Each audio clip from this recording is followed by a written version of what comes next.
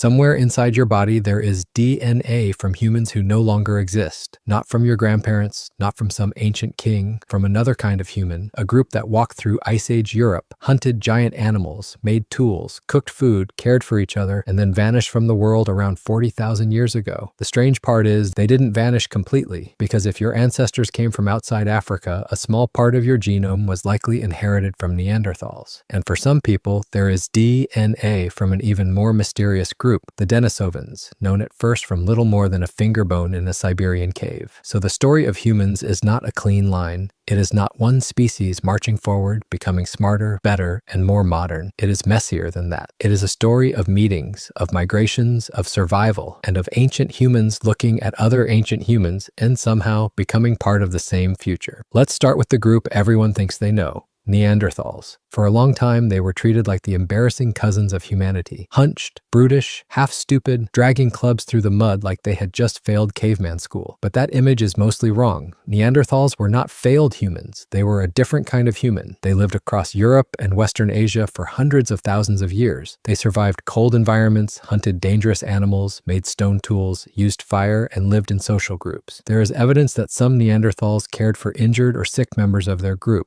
Some were buried, they used pigments, they made objects that may have had symbolic meaning. And at sites like Shanidar Cave, evidence suggests they cooked plant foods like wild lentils, peas, and grains.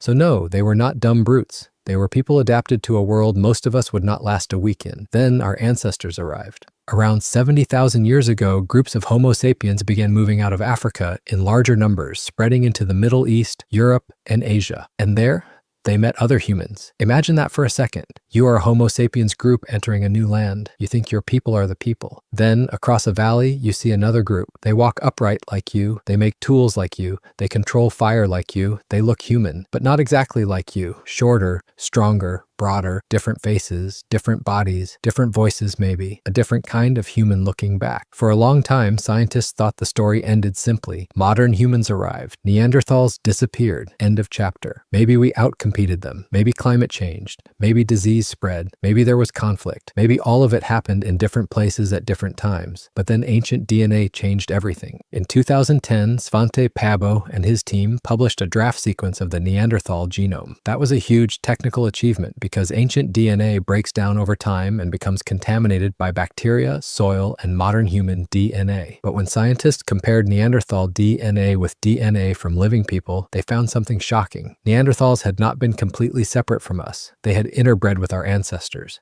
and their DNA was still here. In modern people with ancestry outside Africa, roughly 1 to a few % of the genome comes from Neanderthals. That may sound tiny, but 1 or 2% of your entire genome is not nothing. It means the Neanderthals did not just leave behind bones in caves, they left behind descendants. And then the story got even stranger. In 2008, scientists studied DNA from a small finger bone found in Denisova cave in Siberia. It was not Homo sapiens, it was not Neanderthal. It belonged to a different, extinct human group we now call Denisovans, and our ancestors interbred with them too. Today, Denisovan ancestry is found especially in some populations in Melanesia, parts of Southeast Asia, and indigenous populations with deep roots in Asia and the Americas. So already the human family tree was not looking like a tree anymore. It was starting to look like tangled roots. And then came Denny. Denny is the nickname for an ancient girl whose bone fragment was found in Denisova cave. When scientists sequenced her genome, they discovered something almost unbelievable. Her mother was Neanderthal. Her father was Denisovan. She was not a distant mix from thousands of years earlier. She was first generation, a child of 2 different ancient human groups. That one bone changes the feeling of the whole story, because suddenly this is not abstract. It is not just percentages and charts. It is a real child, born in a world where different kinds of humans were meeting each other, living near each other, and sometimes having children together. And it did not happen only once. Genetic studies suggest there were multiple episodes of contact between Homo sapiens and Neanderthals over a very long period. Some gene flow seems to have gone from Neanderthals into us. Some went from us into Neanderthals. The direction was not simple. The timeline was not simple. And the relationships behind it are something we will probably never fully know.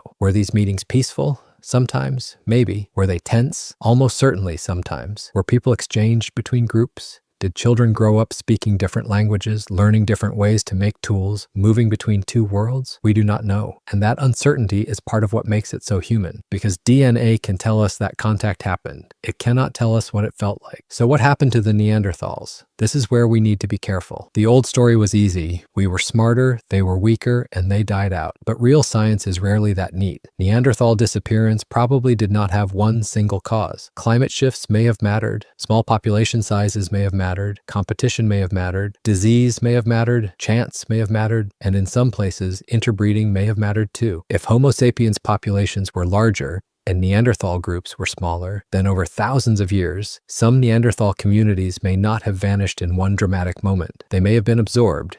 Their distinct lineage disappeared, but parts of them continued inside us. That does not mean Neanderthals are secretly alive. It means extinction can be stranger than we imagine. A group can disappear from the world, while still leaving pieces of itself in the bodies of billions of people. And those pieces are not just passive souvenirs. Some of them may have helped us survive. When Homo sapiens moved into Eurasia, they entered environments filled with pathogens their ancestors had not faced before. Neanderthals had lived there for hundreds of thousands of years. Their immune systems had been shaped by those places. When our ancestors interbred with them, some Neanderthal immune-related genes may have given modern humans useful protection. In a way, our ancestors did not have to wait thousands of generations to evolve every local defense from scratch.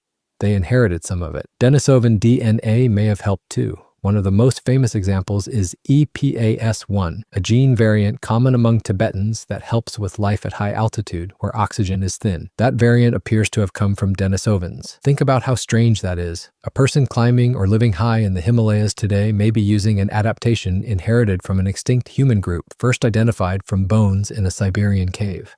That is not fantasy, that is human history written in biology. But ancient DNA is not magic, it is not always helpful. Some Neanderthal variants have been linked to increased risk for certain diseases or traits, including immune conditions, skin and hair differences, smoking behavior, and even risk factors connected to severe COVID-19. That does not mean your allergies are definitely Neanderthal or your depression is Neanderthal. Genes are not destiny, but it does mean that the ancient past is still interacting with modern bodies in ways we are only beginning to understand. The deeper question is not just biological, it is emotional. If Neanderthals made tools, used fire, cared for one another, buried some of their dead, cooked meals, raised children, and had children with us, what exactly were they? Were they another species? Another kind of human? People? The honest answer is that scientists still debate the boundaries, but maybe the problem is the boundary itself. For centuries, humans have liked to imagine a bright line around ourselves. Here is us. Here is everything else. But ancient DNA keeps smudging that line. Neanderthals were not monsters. Denisovans were not mythical creatures. They were relatives. Close enough that when our ancestors met them, the result was not only conflict or replacement. Sometimes the result was family. And that family is still here. In your immune system, in your ancestry, in tiny fragments of DNA passed from parent to child for tens of thousands of years. You are fully Homo sapiens, but Homo sapiens was never as pure, separate, or alone as we once imagined.